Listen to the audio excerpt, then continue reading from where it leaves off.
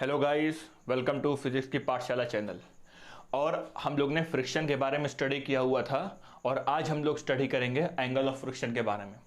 ये फ्रिक्शन का टॉपिक एक बहुत ही मज़ेदार टॉपिक है और बिना स्किप किए अगर आप इस वीडियो को देखेंगे तो मैं ये गारंटी देता हूँ कि इसमें आपको हर चीज़ बारीकी से समझ में आएगी। ये मेरी इस बात की गारंटी है और मैं इसमें ऐसे ऐसे कुछ शॉर्ट ट्रिक्स बताऊंगा जो अब तक शायद ये मेरी गारंटी है कि किसी ने नहीं बताया होगा। आप लोग इसको जरूर ध्यान से देखने की कोशिश करिए। और फ्रिक्शन का हम लोग ने लॉज ऑफ मोशन का सारा टॉपिक पढ़ लिया है। अब जो हम लोग फ्रिक्शन के बारे में पढ़ रहे हैं इसमें हम लोग बेहतरीन तरीके से खूब अच्छी अच्छी चीजें नॉलेज हम लोग बटोरते हैं। चलिए आइए देखिए एंगल ऑफ फ्रिक्शन क्या है। देखिए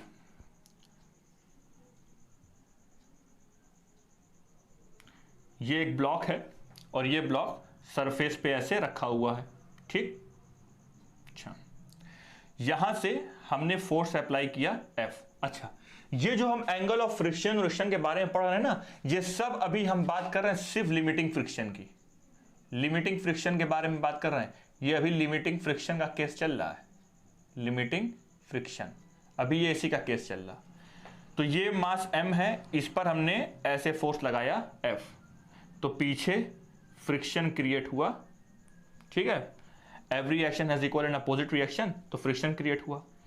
यहां से नीचे एक फोर्स लगेगा mg मास और ऊपर लगेगा नॉर्मल रिएक्शन, ठीक है। अच्छा, ये जो फ्रिक्शन का फोर्स है, ये चीज देखिए, ये वाली लाइन, ये किसका फोर्स है? फ्रिक्शन का। ये वाली लाइन क्या शो कर रही है? फ्रिक्शन का फोर्स शो कर रही है, ठीक। अच्छा, यहां से इसका एक रिजल्टेंट बनेगा। अगर हम इस लाइन को यहां ज्वाइन कर दें तो ये हो गया हमारा फ्रिक्शन और ये हमारा क्या हो गया? Normal reaction N। ये नॉर्मल रिएक्शन और ये वाला क्या हो गया? फ्रिक्शन। तो ये वाला जो बनेगा ये बनेगा इसका रिजल्टेंट। क्या बनेगा? रिजल्टेंट, ठीक है, रिजल्टेंट।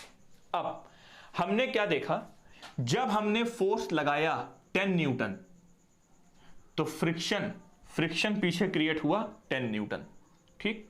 तो ये रिजल्टेंट वाली लाइन देख रहे हैं ना, ये रिजल्टेंट की लाइन इधर थी। जैसे हमने फोर्स किया 10 से 20 न्यूटन तो फ्रिक्शन भी क्रिएट हो गया 20 न्यूटन। पहले ये इतना आ रहा था, फ्रिक्शन और क्रिएट हो गया। तो ये रिजल्टेंट, ये नॉर्मल रिएक्शन ऐसे ही रहेगा, ये रिजल्टेंट यहां आ गया। ये है रिजल्टेंट नंबर 1 और ये है हमारा resultant number 2।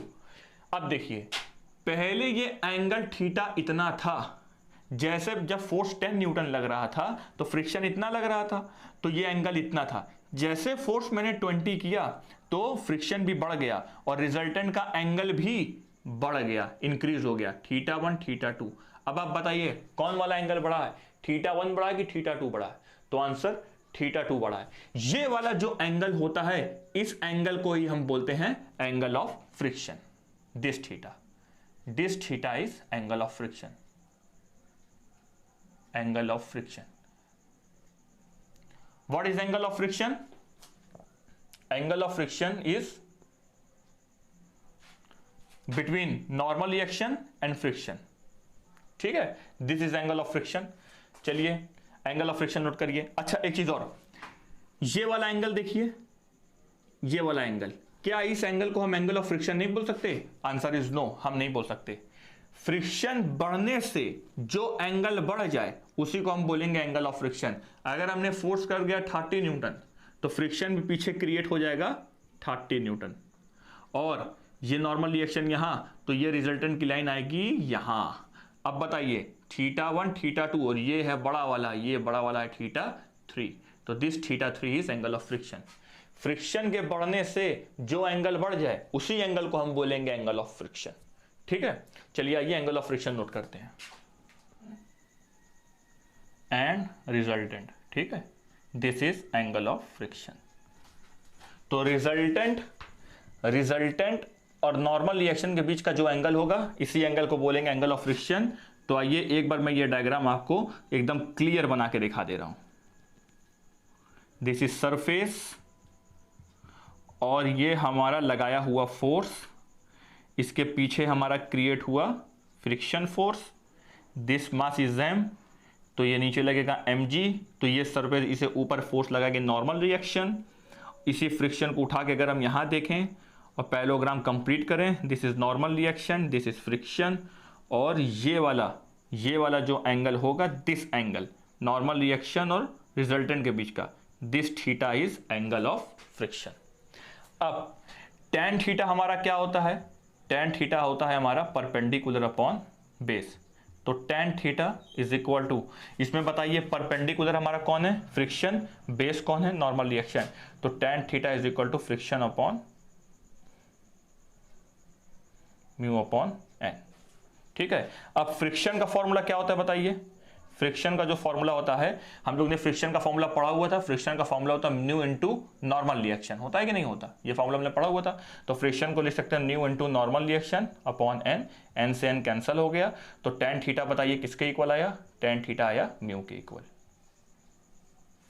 This is mu, this is angle of friction.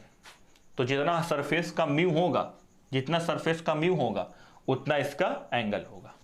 ठीक है, नोट कर लीजिए इस चीज को, फिर हम लोग आगे बढ़ते हैं। देखिए, स्क्रीनशॉट मत लीजिएगा, नोट्स बनाने की कोशिश करिए। स्क्रीनशॉट अगर आप लेंगे ना तो बहुत सारी चीज आगे पीछे हो सकती है। स्क्रीनशॉट अगर आप ले भी रहे हैं तो एक पहले फोल्डर बना लीजिए, और उस चीज का फोल्डर का जब आप स्क्रीनशॉट लीजिए तो उसमें 1 2 3 4 पेज टाइप बनाइए, लेकिन उसमें टाइम लगेगा। आप चुपचाप नोट्स बना लेंगे, आपकी नोट्स रखी रहेगी। ठीक है, तो स्मार्ट वर्क करिएगा, हार्ड वर्क मत करिएगा। कुछ लोग सोचते हैं स्क्रीनशॉट लेना स्मार्ट वर्क है ना, मेरा तो यही मानना है। ठीक है, इसको नोट कर लीजिए। अब पढ़ते हैं, एंगल ऑफ फ्रिक्शन हो गया, अब पढ़ते हैं एंगल ऑफ रिपोज के बारे में। आइए,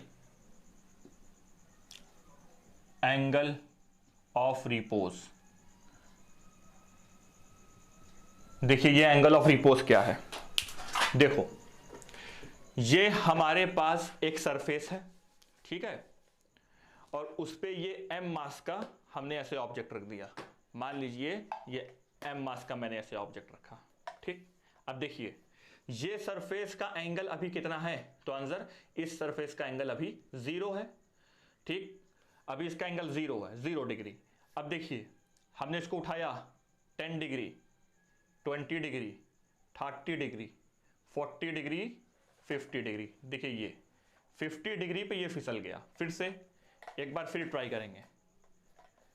ये है, इसको उठाया 10 डिग्री, 20, 30 पे ही फिसल गया। ठीक है, फिर से उठाते हैं 0, 10, 20, 30। देखिए 30 डिग्री पे फिसल गया। तो जिस एंगल पे ये स्लाइड करेगा वही एंगल हमारा कहलाएगा एंगल ऑफ रिपोज। ठीक है, this is angle of repose. अब आइए देखिए एंगल ऑफ रिपोज किस तरीके से हम स्टडी करेंगे। देखिए गौर से, ये हमारे पास एक रखा है m मास का ऑब्जेक्ट। ठीक है, m मास का ऑब्जेक्ट, और ये एंगल हमने माना फाई। कितना एंगल माना? Phi angle. ठीक,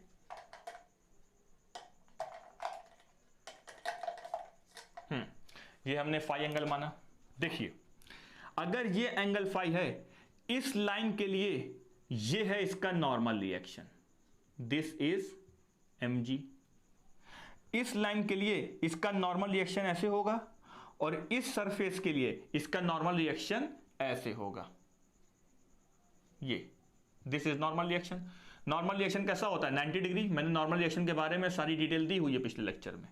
तो दिस इज नॉर्मल रिएक्शन। अब अगर ये एंगल फाई है तो ये एंगल भी कैसा होगा? ये एंगल भी हमारा फाई होगा। ठीक, इसको आइए थोड़ा क्लियर बनाते हैं। ये छोटी सी ज्योमेट्री है, क्लास 9 10 में आपने पढ़ी होगी, सिमिलर ट्रायंगल में।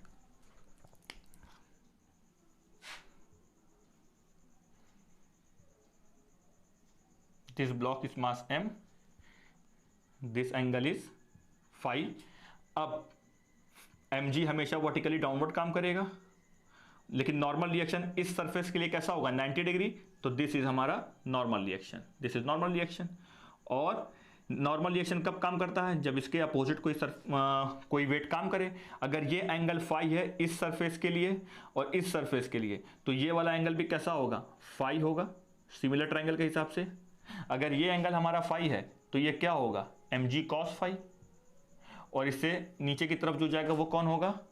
mg sin phi. ठीक, mg sin फाई। देखिए अब बताइए, ये वाला ब्लॉक इसको प्रेस कर रहा है, इस सरफेस को ये वाला ब्लॉक प्रेस कर रहा है, किसके लिए, किसके कारण, mg cos फाई के कारण, ठीक है, cos फाई।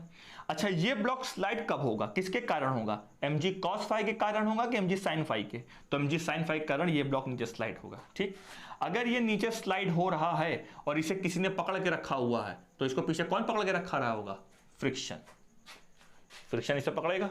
ठीक है, तो ये ब्लॉक स्लाइड नहीं होगा जब तक इसे फ्रिक्शन ने पकड़ा हुआ है। जैसे mg sin फाई फ्रिक्शन से बड़ा होगा तो ये नीचे फिसल जाएगा, और अगर फ्रिक्शन ज्यादा होगा तो ये इसको ऊपर नहीं खींचेगा, ये इसको रोक के रखेगा। ठीक है, फ्रिक्शन कभी किसी चीज को पीछे खींचता नहीं है, सिर्फ वो पकड़ के रोक के रखता है। ठीक, तो चलिए आइए, अब फ्रिक्शन का फॉर्मूला हमारा क्या होता है, फ्रिक्शन का फॉर्मूला हमारा होता है म्यू इंटू आर। यहां mg sin फाई किसके इक्वल होगा, अगर ये बैलेंस है, इस फ्रिक्शन ने इस mg sin फाई को बैलेंस किया हुआ है, तो यहां हमारा mg sin फाई होगा फ्रिक्शन के इक्वल। ठीक है, फिर उसके बाद यहां नहीं, यहां बना देते हैं,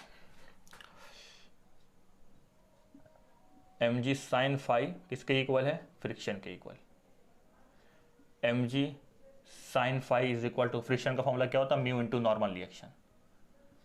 mg sin phi is equal to mu, normal reaction हमारा क्या है, mg cos फाई, mg क्या हो गया, कैंसल, तो म्यू किसके इक्वल आया, sin phi upon cos phi, तो म्यू किसके इक्वल आया, tan फाई के इक्वल। तो देखिए भाई, म्यू हमारा किसके इक्वल आया, tan फाई। जब हमने एंगल ऑफ फ्रिक्शन पढ़ा था तो म्यू किसके इक्वल था, tan थीटा के। तो हम ये कह सकते हैं angle of friction is equal to the angle of repose, दोनों एक ही चीज है, एंगल ऑफ रिपोज। अब जैसे हमें बताना है इस सरफेस का म्यू, जैसे हमें इस सरफेस का म्यू बताना है, ठीक है, इस सरफेस का म्यू, तो हम इसको लेंगे, ट्राई करेंगे, 0 degree, 10 degree, 20 degree, 30 degree, 30 degree पे फिसल गया, तो हम कहेंगे इसका म्यू कितना, टेंजेंट ऑफ 30 डिग्री।